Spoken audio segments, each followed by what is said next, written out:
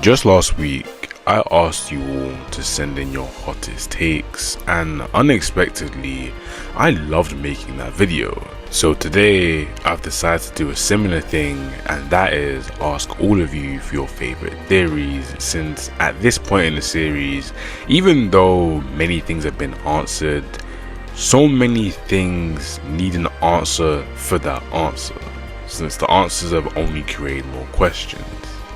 So strap in, because I'm about to get real in depth with this video. But before I do get into the video, if you guys do enjoy content like this, you know what to do. Hit that like button and subscribe, as I do post content like this regularly, and to be honest, it's a win-win. You guys should be loving support and give you back to me in the form of videos, whether it's one piece of anime or just fiction in general. In due time I'm covering it, so be there when I go there. But I feel like I've rambled on long enough, so why not jump straight into the video and go over your favorite theories. Now before I do actually start the video, I have to say a few things. Number one, there's going to be a lot of important information about my channel and just everything about that, obviously moving forward and stuff like that, at the end of the video. So if you guys are interested, like if you're actual fans and whatnot, and like supporting my channel and watching my content, then I suggest you like stick around until the end. But I mean, if you're not, then you can just forget and just, you know, go about your day. And the second thing I need to talk about is how you get into these type of videos. How to get into these type of videos is pretty simple. Just stick around my community tab or add me on Twitter. I'm not calling it X. Elon Musk, I'm not doing that. Anyway, that should be it. So without further ado, how about we jump into your favorite theories? And so the first theory is from Patel, and they say the reason Blackbeard, despite having the Logia, can't fully turn into darkness and evade attacks like a Logia isn't because he can't, but because light is his counter, including sunlight.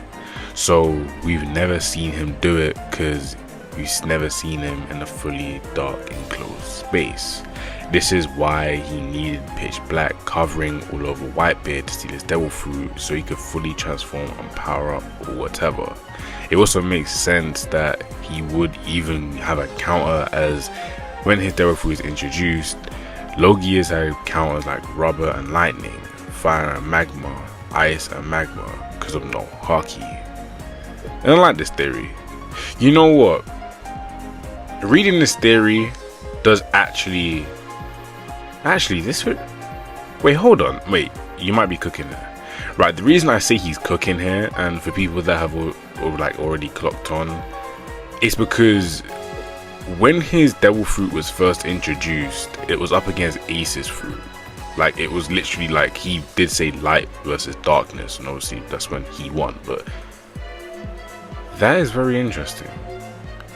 And the reason I say this is very interesting is because it kind of does make sense. Darkness does swallow up everything, so maybe he was then able to swallow up Whitebeard's devil fruit while he was in a fully dark enclosed space. And you know what, I feel like everybody has found it weird but hasn't really said anything as to why Blackbeard can't fully turn into his Logia. Like, I feel like everyone's probably thought about it but been like, oh, maybe it's just too powerful if he was able to do it. But now that you say that, him having to be in darkness and the fact that we've never seen him fight at night, me personally, I feel like if he fought at night, have we ever? No, we've seen Blackbeard at night once, and the one time we saw him at night was when he met Kuzan, but he didn't want to engage with Kuzan, but he wanted to recruit him. We've never seen him at night. I feel like at the bare minimum it has to be at night for his full power to come out. That would make the most sense, wouldn't it? It should. This is a good theory. I like this theory. I think I actually may use this theory going ahead. I want to dig more deeper into the story, go back, reread some stuff, see if they ever fought at night, whatnot, see what's going on there. But this is a very, very good theory. And it kind of does make sense. It would make sense, yeah, no, this is actually a really, really good theory. What I'd rate the theory, I mean, I rate that theory a 10 out of 10. I love that theory. It's probably one of my favorite theories I've seen out of the fandom so far, and I think that's the only time I've ever seen it. Anyway, moving on, we have Cadmos Monkey, hey, wherever, I'm sorry if I butchered your name, but they say all 4 bridges like Tequila Wolf will eventually turn into one demonic abyss circle. Now for this one, I actually wanted to go into the comments to see what people were saying, and this guy, like me, thought this is actually a cool idea. But somebody else says, wouldn't that mean that there would have to be 5? The pentagram symbol in the middle of the abyss circle needs to have 5 lines to be complete, but we will see. Now it's either the 4 line ones are maybe stronger, or there is a secret 5th bridge that Emu can somehow unveil, and it's like, oh, 800 years ago there was a 5th bridge, and this 5th bridge had been hidden, and it's like they use a devil fruit or something, or just like some sort of technology to like unwind it. But this is a very good theory because it's in plain sight, and I feel like if Emu were able to like spawn something out of it and it actually becomes something big, that would be very cool. Like, what if they could spawn like a kaiju monster? I know that sounds like very, very far-fetched, but imagine they could spawn some cool monster out of their circle. I like this theory. Hey, you guys actually bringing some good theories. I don't know if you're making these theories up yourselves, or you found them from a YouTube video, or you found it online or somewhere, but this is the first time I've heard of this theory. So yeah, this is definitely another 10 out of 10 theory. I'm loving these theories so far. This is a very cool one. Up next, we have Fruit, and they say Thriller Bark was either God Valley or a part of God Valley, and that's how Moria has the bodies of some of the Rock's pirates. Now, I can get behind this. I think this is a good theory. It's either Moria is a real gravedigger, or you are right. Now, with it being a portion of God Valley, that could make sense, as maybe Emu tried to destroy it from the face of the planet, and like a piece broke off and Moria just happened to stumble upon it.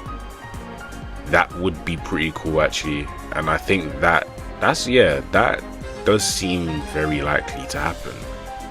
This is the grounds to be a very, very cool theory. I'm gonna give it an 8. Why an 8? Because I don't like Moria.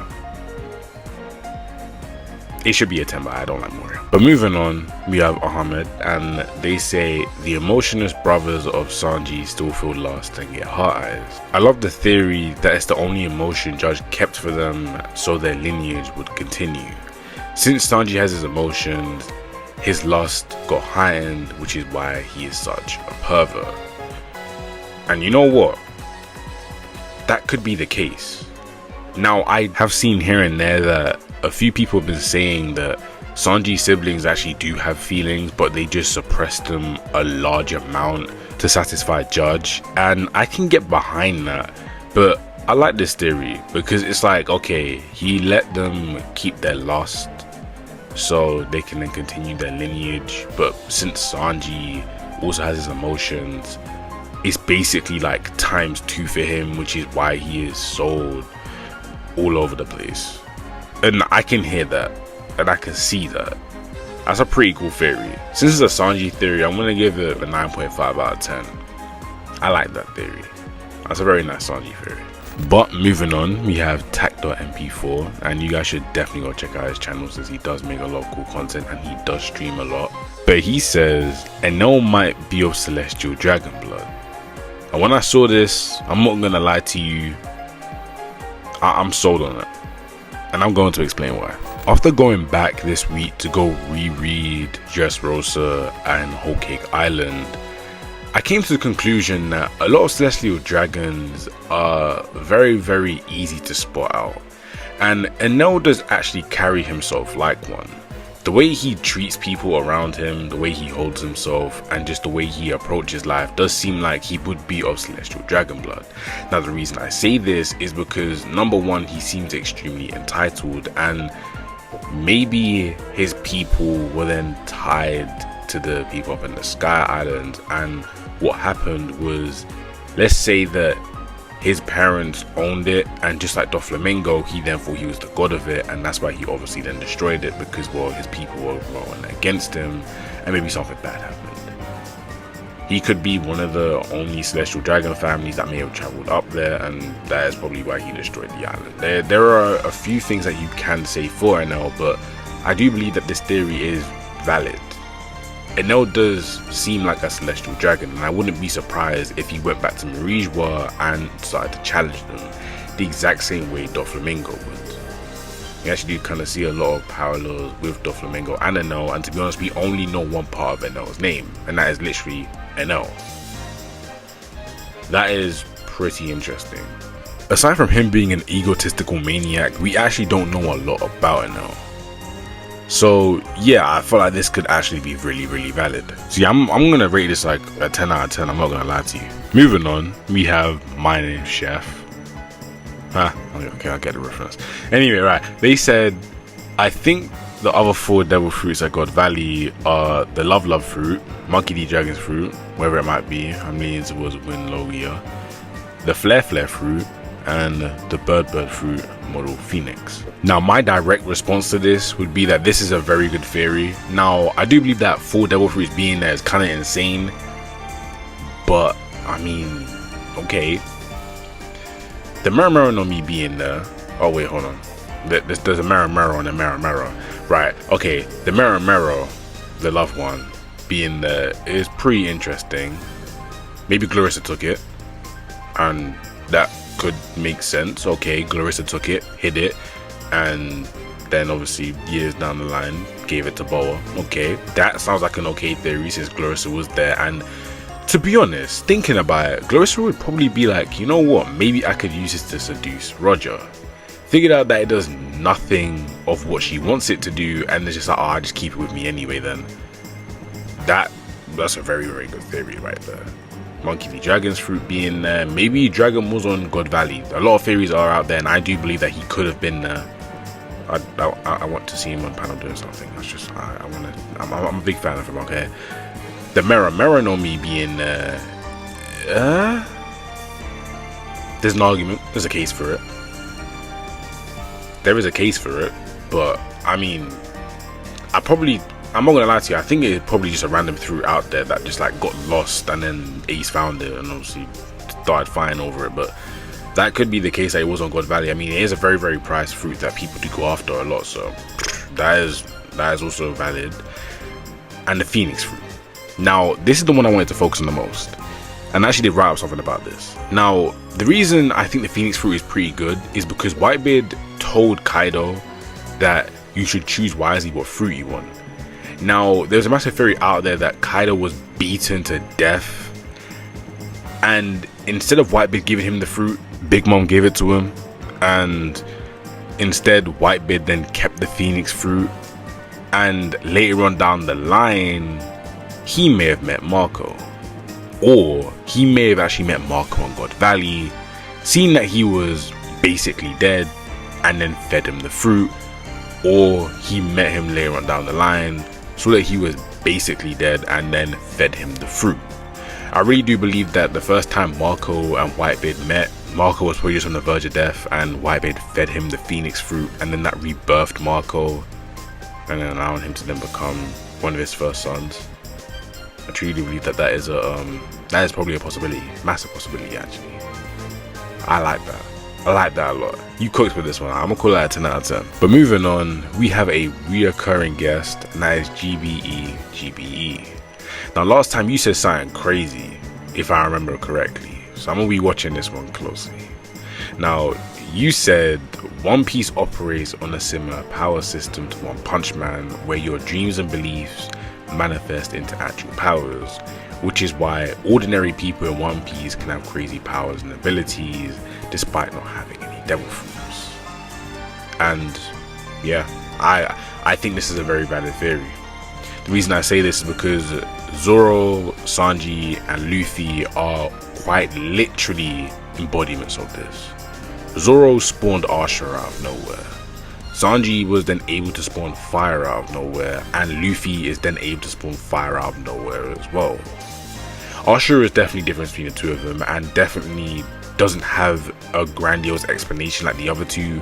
Like, you could say the Nika fruit helped Luffy do the fire, Sanji's just abilities that we know he now has could have helped him make the fire, but Zoro spawning 2 other versions of himself doesn't, like, there is no explanation for that.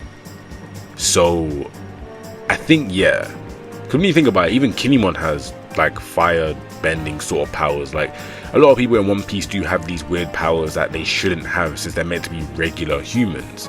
Now, there is a theory out there that everybody that is a human now that we do see do these crazy things were originally like meant to be of a different race. Like, I know a lot of people say that Sanji has a little bit of Lunarian in him, even if it's like a percentage, it just helps him do something. Like, they say his brothers were minks and stuff. I know that those are very, very popular theories, but this can make sense, as One Piece is all about your dreams and your wills and your beliefs. So yeah, this is a very, very valid theory. I'm gonna give this a 8.5 out of 10. But moving on, we have Ultimate Power, and they said, I'll take a huge shot in the dark here. Crocodile and Doflamingo once thought of working together during them being warlords, but couldn't do so because both of them wanted to rule the world. Now, I agree with this to a certain extent, but I'm gonna actually no. I agree with this fully because you didn't actually expand upon it to, not in a bad way, but I'm saying you didn't expand upon it. So it's like, what I'm gonna say here does agree with your point, but I'm just expanding upon what you said. Now, as I said earlier, I went to go reread certain parts of One Piece earlier on this week, and one thing that I will say is that Doflamingo on second read is definitely more chaotic and definitely isn't somebody that doesn't want to, but you can tell why Crocodile didn't want to work with him inside the Marineford. Doflamingo's way of ruling the world isn't your regular one. Like, Crocodile could take over the world and he's just gonna be like, okay, I'm ruling the world, okay, this is nice, but Doflamingo wants to see the world burn. Like, those are 2 different things. Like, what Doflamingo wants to do is take down the entire Holy Land because they literally kicked him out. 2 different driving forces and 2 different reasons why I don't think they'll ever actually work together in a serious manner. Now, Doflamingo joining Cross Guild is a massive possibility, but I don't think that he should be a spearhead of anything you want to do in life, because he wants to tear down the world, not rule it. They're 2 different things. So yeah, I actually do agree with this theory. I'm gonna give it a 9 out of 10. And so finally, we have Flexo Originals, and they said, I believe theories are even more enjoyable when they are based on recent chapters. Note that Brook was foreshadowed to be connected to the Gorosei Holy Knights during the time skip. Now, as we're in Elbaf, we know that Brook was connected to Junko, who is a direct servant of Emu. My theory is that One Piece is Emu's panties that Joy Boy stole from Emu's panty and kept it hidden on the island. When Roger found it, he learned that Joy Boy pulled this prank with his homie Lily. Lily wrote about this in the poneglyphs and spread them around the world. This made Emu so embarrassed that she kept her ass out of the world's sight. And this is why it made Roger laugh so hard he was like, I'm gonna kill myself. This perfectly aligns with the philosophy of chapter 1156 and chapter 1157, where the top tiers are shown to be gooners. This is a Sanji and Brook upscale. Now, I'm not gonna lie to you, this one is kind of funny. Now, the possibility of this actually being true, wait, hold on, it's older. Okay, so the possibility of this being true, because it's older, I'm gonna give this like a 15% chance of it being true. But this is a fun theory. Like, it's not a theory that will happen, but it's a fun one. Stealing Emu's panties. Now, the thing is, right, is I don't think Emu would go for world domination, wiping out entire islands, all because of this. I feel like there are 2 different things. Now, if it were, let's say, Emu were a Kuja once upon a time and she loved Joy Boy, but Lily stole his heart and this then enacted this, then yeah, that'd make more sense. But stealing panties is insane, and Lily going along with that to rage bait Emu is kind of insane. And I can't lie, if that is the case, then they deserve to die. Yo, you rage bait somebody that hard. Yeah, this is a funny one. It's not a one that would happen, but it's a funny one. On a scale of 1 to 10 being funny, I could have at 9, but as an actual theory itself, the likelihood of this happening is like a 3 out of 10. But then again, it's older, so I have to give it a rate. Like, it's gonna be a 3, but older, man. Just don't. But yeah, that is the end of that part of the video. Now, here I want to say thank you for 10,000 subscribers. I didn't think I'd be here. No, okay, right. Okay, that's a lie. Right. I did think I'd be here in a year, but I like, you know, like when it hits you, it's like, oh wow, I actually did that. I'm proud of myself to hit it in a year. But I want to hit it sooner. Everybody wants to hit a milestone sooner, but this is something that I'll take, and as I always say at the end of my videos, and I just say it in general, thank you guys for the support, and I shall love you all. But with that being said, just because I hit 10,000 subscribers, it doesn't mean that I am going to slow down in any regard. I put out a post earlier saying that I'm going to be feeding you guys, and I'm going to be making you guys fat. And the reason I say this is because I am deciding to include a lot of read-throughs of stories. Now, I'm obviously going to test this out, and I want to be doing streams here and there. I've been waiting to hit 10k subscribers so I could do all of this. I wanted to wait till now so I can, like, I feel like I'm set on my feet. I know there's like a bunch of people behind me that will support me through certain things no matter what, and these certain things are going to be me. I'm going to be doing the Read Through the Absolute Universe because you guys did vote for that. I'm going to be doing that. I'm going to be doing a lot more comic book content, as I know you guys have been asking for that, and I've been sticking to One Piece mainly lately. I just wanted to like get the One Piece out of me, and recently I've been like, you know what, I really got to step into comic book content again. So this is what I'm going to be doing.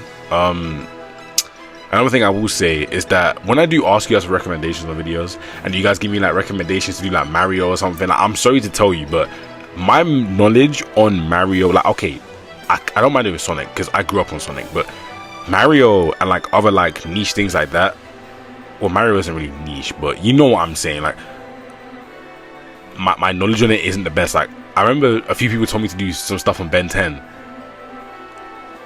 I haven't watched Ben 10 since I was 7. Like, come on, like, alright. But yeah, I will be doing many different types of content, and I will be streaming. Don't worry, that Elden Ring stream is coming up soon, and that's like over a month ago. It's coming, guys, don't worry. If you guys press me enough, and if you guys show me enough that you want it, then I will do it. Also, my Discord server, I am going to try to make that active. I'm going to actively try to push it. So don't worry. The Kosu Discord server shall become alive soon. Yeah. But yeah, I will be doing read-throughs and stuff like that. If you guys want, I can make special type of content and put it on like a membership thing, or like make videos early and put it on a membership thing and have it released later. I don't know, I know a lot of people like hate the thought of that, but if you guys want more content from me, hey, listen, just show me support and I give you more videos. You guys know that if it really comes down to it, I don't mind uploading 2, 3, 4 times in a day. Okay, 4 is a bit too much. 3 is probably what I can do. But yeah, I'm just like when I really sit back and think about it, I really have to thank you guys for the support. I mean, as I always say, man, you show me support, then I'll give you back to you in the form of videos, and I feel like our pact hasn't really broken. So yeah, that is all I really wanted to say about my channel updates. If there's anything else, I'll just probably put it in a community post, but those are the things that I wanted to talk about. Comic book read-throughs will be coming, story read-throughs may be coming. Obviously that if they stick around depends on how well they do. If they do really well, then obviously I'm going to keep doing them. If they don't do that well, then I may just do it on stream or something. But yeah, the very last thing I want to talk about is anybody who wants to do YouTube. If you want to do YouTube, I'm not going to lie to you, put your head down and really crack on and get into something that you love. People can tell when you love something. I mean, you guys can tell that I love the content that I do. I mean, I wouldn't be posting it a lot if I didn't love One Piece or didn't love comics or just didn't love stuff like that in general. And yeah, like, you have to really love the space that you're in to really continue doing it. And no matter how down you feel like you are, keep pushing through it. And even if you don't want to do YouTube, just anything in life, keep going, man, because you're gonna get it soon. If you work hard enough, people will see it and you will get there. And yeah, oh yeah, I talked a lot about comics. I'm gonna obviously be putting other mangas and stuff on my channel.